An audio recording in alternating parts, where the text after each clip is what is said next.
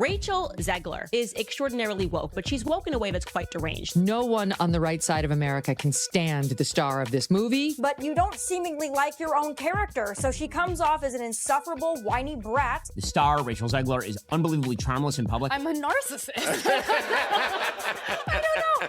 It's always like my publicist Ashton was with me the last time it happened, and I was like, God, I hope no one, because every time they come up to me, I'm always online for this freaking ride, and they think it's like I'm standing there waiting for the photo op, being like, but it's hard. And it's lonely. It's very lonely. I just know that if that loneliness can exist, so can other dumb things I've said. I don't absolve myself from that. I'm not sitting here being like, I'm 21, please forgive me. Like, the stupid shit I've said and done is... Y'all, it's getting wild in these Hollywood streets. Following the disastrous flop of Disney's Snow White reboot at the box office, fans have been pointing the finger at one person, Rachel Zegler. And let's be real, when you look at the receipts, guys, it's not looking good. We've got clips, screenshots, and fan comments calling her out for being rude, dismissive, and low-key delusional. And now, after the fallout, she's out here acting like she's losing it, blaming everybody but herself. It's giving narcissism. It's giving PR disaster. It's giving we need to talk. So sit back, get comfy, and let's unpack how Rachel Zegler is spiraling and why fans are calling her out like never before. Let's start with the elephant in the room. Snow White cost Disney a whole $270 million to make and only pulled in $88. $6 million worldwide. That is not just a flop, that's a faceplant.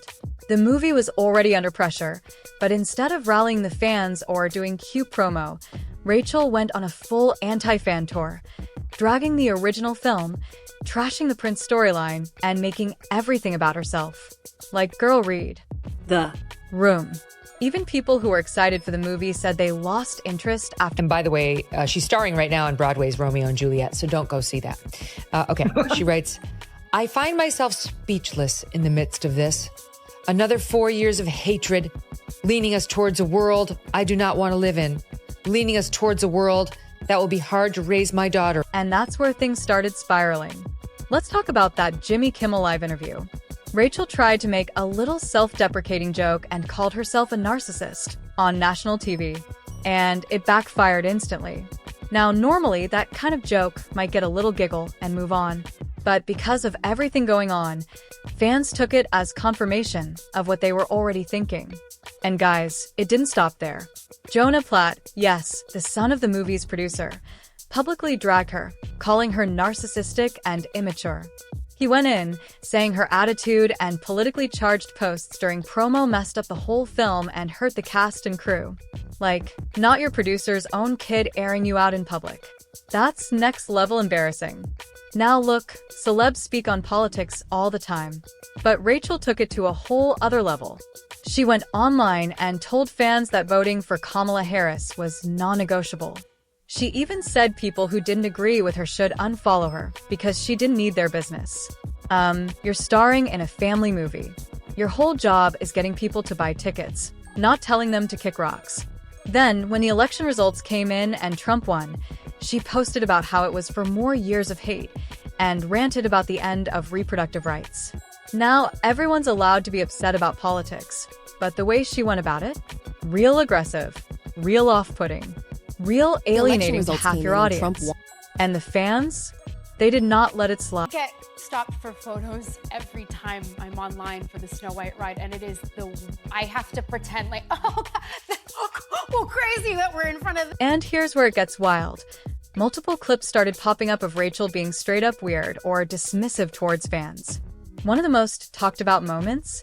A fan sang a line from her movie, and she literally ran away and told her team they needed to go.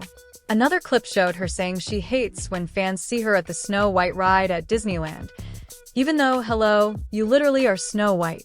It's giving, I'm too good to be seen with the commoners. We're bringing a modern edge to it on stage. What do you mean by that? I just mean that it's no longer 1937, and we absolutely wrote a Snow White that is not going to be saved by... And the internet agrees. Fans aren't just annoyed, they're confused. Like, how do we go from a fresh new face in West Side Story to this arrogant, fan-avoiding chaos? Here's the thing, We've seen celebs be messy before, but there was a time when at least they pretended to be humble, pretended to care. Rachel? She's throwing that whole idea out the window.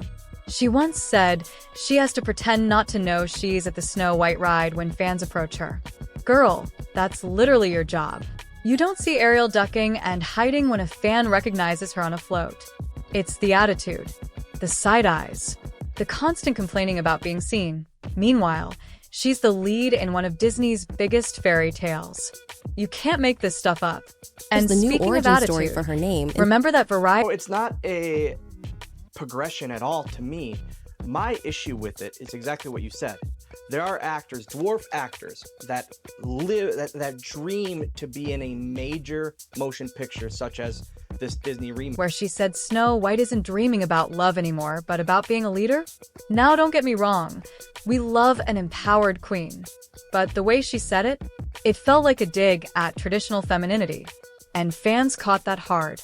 They're saying she turned a soft, sweet fairy tale icon into a cold, unlikable girl boss archetype that no one asked for. And to everyone who hates when I win, the winged victory came to the Louvre in pieces, and people still line up to see. Chris, have you ever thought of aiming higher and trying to win Best Actor?